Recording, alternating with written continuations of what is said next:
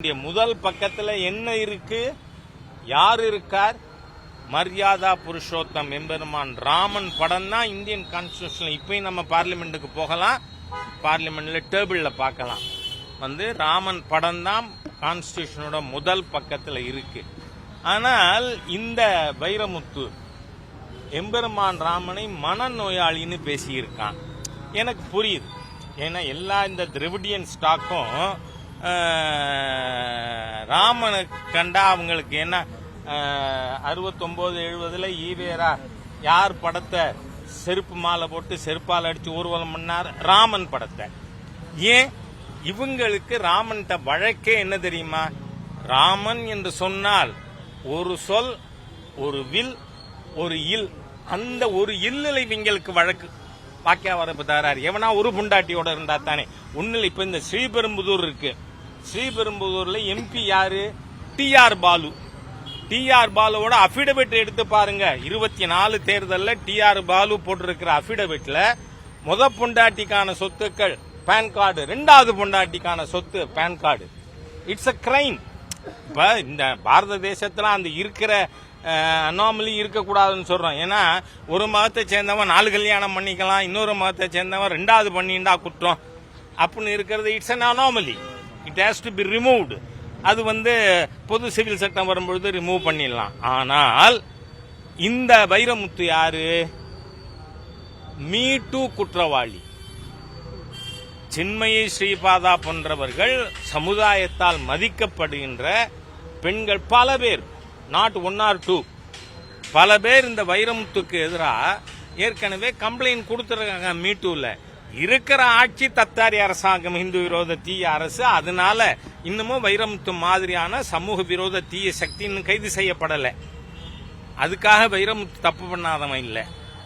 ஆகவே எம்பெருமான் ராமனை எனக்கு பெரிய வருத்தமே ஜெகத் ரட்சகன் போன்றவர்கள். உங்களுக்கு பெருமாள் பக்தி இருக்கான்னு கேட்கிறேன் நான். ஜெகத் ரட்சகனுக்கு அந்த இடத்துல யூ ஷுட் அப்ஜெக்டட். நிறுத்தா எம்பெருமான் ராமனை பேசக்கூடாது. இல்லைன்னா வேற என்ன வைஷ்ணவர், வேற என்ன பெருமாள் பக்தி இருக்கிறவர்? ஆகவே இந்த வைரமுத்துங்கிற தீய சக்தி ஹிந்து விரோதி, சமூக விரோதி. பெண்களை கண்டால் இந்த ஆளுக்கு மனநோய். அப்ப மனநோயாளி யாரு? வைரமுத்து மனநோயாளி. பெண்களை கண்டா அவங்களை கற்பழிக்கணும். சுவாமி விவேகானந்தர் சொல்றாரு, சகோதரியை தவிர, அம்மாவை தவிர இருக்கிற எல்லாரையும் தாயாக நினைக்கின்ற கலாச்சாரம் எங்களோடது. ஆனா நீ காம முத்துவா இருக்கியே, உன் மீது இவ்வளவு குற்றச்சாட்டு இருக்கே, அந்த தீய சக்தி காம வெறி கொண்ட வைரமுத்துவை ஏன் இன்னும் கைது பண்ணல இந்த ஹிந்து விரோத தீய ஸ்டாலின் அரசாங்கம்? It is to be removed. 26 மே மாசம் இறுதியில இந்த தீய சக்தி வைரமுத்து கைது செய்யப்படுவான். ஏன்னா ஆண்டாள் நாச்சியார பேசினா நீங்க பாருங்க, எத்தனை கோடிக்கணக்கான மக்களை துன்புறுத்துறவன் மனசால. இந்த வைரமுத்துங்கிறதுக்கு ஒரு எக்ஸாம்பிள் சொல்றேன் நான். ஆண்டாள் நாச்சியார வைரமுத்து பேசின 4 நாள்ல எனக்கு சென்னையிலிருந்து பார்த்தசாரதின்னு ஒரு நண்பர், அவர் போன் பண்ணி, சார் நீங்க மதுரை வரைக்கும் போய் டாக்டர் விஜயலட்சுமி நவநீத கிருஷ்ணன் அவங்கள நீங்க போய் பார்க்கலாமா? ஏன்னா அந்தம்மா 4 நாளா சாப்பிடல, அன்ன ஆகாரம் இல்லாமல் என் தாயால் ஆண்டாள் நாச்சியார இப்படி ஒருத்தன் பேசிட்டானே அப்படின்னு உணவருந்தாம இருக்காங்க அவங்க. ஆனா பேசும்பொழுது இடையில புலம்பும் பொழுது சொல்கிறார், எங்க ராஜா மாத்திரம் தானே பேசினார் இந்த தீய சக்தி வைரமுத்த அப்படின்னு சொல்லிட்டே இருக்காங்க. அதனால ஒரு கால் நீங்க போய் கேட்டீங்கன்னா அவங்க உணவு எடுத்துக்கலாம், இந்த she may give up fast அப்படின்னு சொன்னார். சரின்னு நான் போயிருந்தேன்.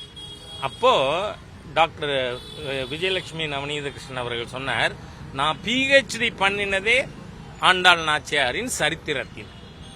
அவர் வாழ்க்கையை பற்றி தான் நான் PhD வாங்கியிருக்கேன். ஆண்டாள் நாச்சியார் திருவரங்கம் போனதே இல்லை.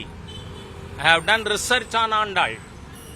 ஆனால் திருவரங்கத்தில், ஸ்ரீரங்கத்தில் தாசியா இருந்தார் ஆண்டாள். எவ்வளவு கேடு கட்டமா இந்த வைரமுத்துங்கிற ஒரு தீய சக்தி ஹிந்து விரோதி. அது யோசிச்சு பார்க்கணும். நம்ம இப்போ மதம் மாறலாம் ஒருத்தர், that's once own preference and choice. Udhayanidhi மாறினார், ஏன்னா நான் சொல்லலை, இது என்னோட இது எதுவுமே இல்லை கருத்து. உதயநிதியே சொல்றார், நான் கிறிஸ்தவன், நான் காதலித்து மணந்த என் மனைவி கிறிஸ்தவர், I am a proud Christian. Let you be a proud Christian. Why can't you allow us to be proud Hindus? ஆனா அந்த உதயநிதி என்ன சொன்னாரு, சனாதன இந்து தர்மத்தை டெங்கு மலேரியா கொசு மாதிரி கொல்லணும்னு. அதாவது ஒருத்தர் மதம் மாறின உடனே ஆங்கிலத்தில் ஒரு பழமொழி உண்டு, நியூ கன்வெர்ட்ஸ் ஆர் ஆல்வேஸ் ஃபெனட்டிக்கல். புதிதா மதம் மாறுறவன் மத வெறியோடு இருக்கான்னு. அந்த மாதிரி தான் வைரமுத்துக்கு ரிலேட்டிவே என்கிட்ட சொல்றாங்க, அண்ணன் நல்லா தான் இருந்தாரு, மதம் மாறினதுக்கு அப்புறம் இப்படி மாறிட்டாருன்னு. அதனால நான் சொல்றேன், எப்படி உங்களுக்கு உங்க கடவுள், நான் கேட்கிறேன், உங்க கிறிஸ்தவ நம்பிக்கைய காயப்படுத்த இந்த வைரமுத்துக்கு முதுகல் உண்டா? இஸ்லாமிய இத நம்பிக்கைகளை காயப்படுத்துவியா? ஹிந்து நம்பிக்கை எப்படிடா பண்ணுவேன்னு கேட்கிறேன் நான். எப்படிடா பண்ணுவேன்? எவ்வளவு பெரிய அயோக்கியம்.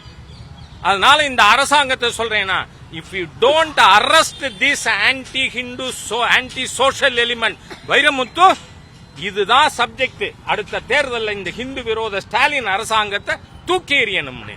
நீங்க போலீஸை வச்சு இன்னைக்கு என்ன நடக்கிறது சென்னையில? 1000 பேர் துப்புரவு பணியாளர் சகோதர சகோதரிகளை கைது பண்ண வெக்கமா இல்ல ஸ்டாலின்? ஸ்டாலினுக்கு வெக்கம் இல்லையா? இந்த நகர் நாரிப்போம். துப்புரவு பணியாளர்கள் நம்ம ஆரோக்கியத்தோட இருக்கோம், நம்ம சுகாதாரமா இருக்கோம்னா அவர்கள் காரணம். இப்ப அத இன்னைக்கு நிதியமைச்சர் தங்கம் தென்னரசு சொல்றாரு, அவங்கள வேலைக்கு எடுத்துக்கலைன்னா நாங்க இன்னென்ன சலுகை கொடுக்கணும். அப்படின்னா அவங்க வேலை போயிடும்னு ஒத்துக்கிறீங்கல்ல? நீங்க கான்ட்ராக்டுக்கு கொடுத்தா they will lose their job. there is no job guarantee. எல்லாருமே லைஃப்ல போராடுறதுக்கு லெப்ட் இடதுசாரிகள்லாம் ஏன் இருக்கான்னு எனக்கு தெரியல. they are leftovers. இன்னைக்கு அரசியல்ல இந்தியா பூரா இடதுசாரிகளுக்கு மொத்தம் இருக்கிற எம்பிக்கள் 6, அதுல 4 திமுக போட்ட பிச்சை தமிழ்நாட்டுல. அது தவிர கேரளால 1, ராஜஸ்தான்ல 1. ஆகவே இந்த லெப்ட் எதுக்கு நீ கட்சி வச்சிருக்க? என்ன போராட்டம்? இன்னைக்கு தமிழ்நாட்டுல மிகப்பெரிய அராஜகத்துல 1000 போலீஸாங்க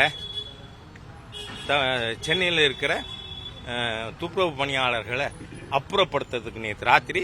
ஆகவே இந்த anti people state government of Stalin has to be removed. அதனால தமிழ்நாட்டில் ஒரு அராஜக ஆட்சி நடக்குது. எல்லா விதத்திலும் மோசமான ஒரு அரசாங்கம். Let us work for it. Thank you.